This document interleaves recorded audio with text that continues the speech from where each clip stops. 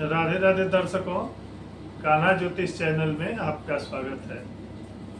दर्शकों, यह पवित्र श्रावण मास चल रहा है, शुक्ल पक्ष चल रहा है और शुक्ल पक्ष में भगवान भूत भावन की, भोलेनाथ की लोग आराधना कर रहे हैं। सभी मनुष्य, जीव, पंछी, प्रकृति सबके तरफ से भगवान की आराधना की जा रही है। अब अगला जो सोमवार एक ही पड़ा हुआ है, जिसमें हम आप लोगों के लिए बहुत समस्या का निदान बताने जा रहे हैं, जिससे हर वर्ग के माता पिता, भाई बंधु अपने बच्चे को लेके परेशान हैं। बच्चे आजकल मोबाइल का युग है, मोबाइल में ही बैठे रह रहे हैं और उससे उनको निजात नहीं मिल रहा है और बच्चे का पढ़ाई इत्यादि में मन नहीं लगता है।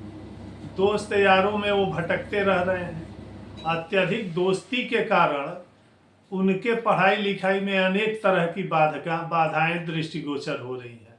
ऐसे ही बच्चों के लिए हम एक उपाय बता रहे हैं, जो उनके माता पिता कोई भी कर लें तो उस बच्चे में काफ़ी सुधार हो जाएगा। यह राहु के कारण होता है और राहु तो आजकल मोबाइल का ही युग है, राहु का कल पुर्जे का युग है, मंत्र युग नहीं है। लेकिन तब भी मंत्र साधना की जाए तो राहु शांत रहता है। हमारे वहाँ ज्योतिष शास्त्र में कहा गया है कि यदि बच्चा आपका पढ़ाई लिखाई नहीं कर रहा है और राहु की दशा आ गई है और राहु उसको प्रभावित किए हुए है, आपका बच्चा सुबह समय से उठता नहीं है, 2-2 बजे तक वह मोबाइल देखता है, जो बात घर वाले या माता पिता कहते हैं उस पर ध्यान नहीं देता है, तो हमारे वहाँ ज्योतिष शास्त्र में कहा गया है कि जब राहु दोषी हो तो माँ शारदा यानी सरस्वती की उपासना करने से राहु दोष शांत हो जाता है। दर्शकों, इसी पर चर्चा कर रहे हैं हम। हमारे पास बहुत से लोग आते हैं, उनके माता पिता आते हैं, यही शिकायत बच्चों का करते रहते हैं और उनको समझ में नहीं आ रहा है कि क्या करें, कैसे करें। तो उन्हीं लोगों के लिए एक हम संपूर्ण इलाज बता रहे हैं कि यदि उनके माता पिता 9 गुरुवार तक इस उपाय को कर लेते हैं और बच्चे से करा देते हैं तो निश्चित भगवत कृपा से, भगवान भूत भावन नारायण की कृपा से, महालक्ष्मी सरस्वती की कृपा से राहु कृत दोष समाप्त हो जाएगा। यह उपाय 2-3 भागों में है, थोड़ा सावधानी पूर्वक इसको करने की जरूरत है। उपाय में जो वस्तु सामग्री लगेगी वह पहले आप नोट कर लें और फिर कैसे करना है इसके बारे में हम आपको चर्चा कर रहे हैं। क्योंकि यह समस्या बहुत भयानक है आज के समय में, तो इसका उपाय भी थोड़ा भयानक होगा, कठोर होगा, थोड़ा परिश्रमिक होगा। लेकिन एक बार आप जो करा देते हैं तो निश्चित ही आपका बच्चा जो इस विकार से मुक्त हो जाएगा और उसे पढ़ाई लिखाई इत्यादि करने में काफ़ी सहयोग मिलेगा, वह सही दिशा में चलने लगेगा।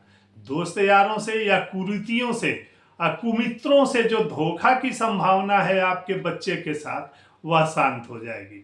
तो इसमें क्या करना है, पहले सामग्री नोट कर लें।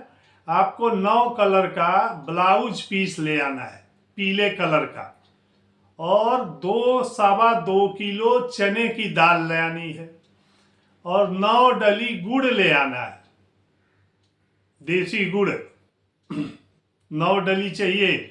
और हल्दी ले आइए 250 ग्राम खड़ी गांठ वाली, और 9 जनेऊ ले आ लीजिए। आप बृहस्पतिवार के दिन 9 गुरुवार की ये सामग्री हुई जिसको आपको ले आके और कराना है।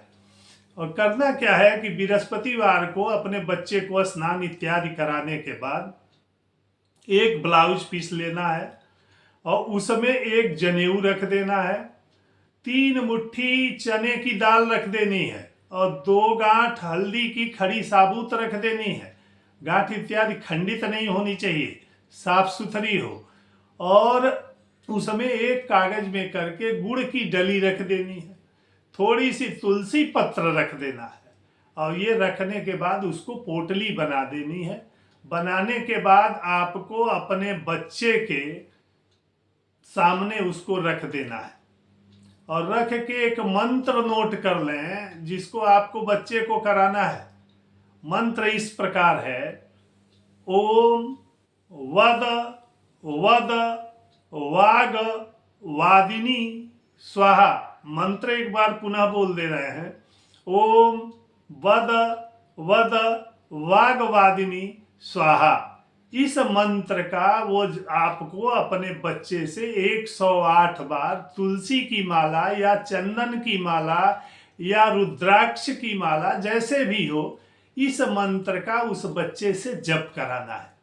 जप कराने के बाद अपना नाम गोत्र बोल के जप स्टार्ट करना है। जप कराने के बाद जो सामने पोटली रखे हैं जिसमें आप चने की दाल, हल्दी, गुड़, जनेऊ और कुछ दक्षिणा, तुलसी पत्र रखे हैं सामने, और यह मंत्र जप करना है। रख देने के बाद ही यह मंत्र जप करना है और मंत्र का 108 बार जप करके पोटली बना लेना है। पोटली बांधते समय अपना नाम गोत्र बोल देना है। जिस भाई बंधुओं को, जिस दर्शकों को अपना नाम गोत्र नहीं याद है तो उन्हें कश्यप गोत्र बोलना चाहिए, क्योंकि हम सब लोग कश्यप ऋषि के संतान हैं। और अपना नाम बोल देना चाहिए और बोल के उसको बांध के बच्चे के सर से एंटी क्लॉकवाइज यानी उल्टे भाग से 9 बार उतार देना है, 9 बार। और उतार के किसी ब्राह्मण देवता को या भगवान नारायण के मंदिर में या किसी साधु संत को जो भगवान मार्ग पर जो है भगवत जप करता है, निष्ठावान है, उसका चरित्र बढ़िया है, वह संस्कारी है, ऐसे ब्राह्मण को देके और बच्चे को उस ब्राह्मण के अंगूठे को स्पर्श करा के प्रणाम कराना है। यदि कोई माता पिता इस प्रकार इस अनुष्ठान को 9 गुरुवार कर देते हैं और इस भगवती महा सरस्वती के मंत्र का जप करके, तो निश्चित ही आपका बच्चा जो पढ़ाई लिखाई से मुंह मोड़ चुका है, पढ़ाई लिखाई के तरफ उसका ध्यान नहीं है, भौतिक जगत में भटक रहा है, कुमित्रों से धोखा इत्यादि की संभावना बनी हुई है, तो वह सब नारायण की कृपा से, महासरस्वती की कृपा से निश्चित ही बच्चे में काफी चमत्कारिक लाभ मिलेगा।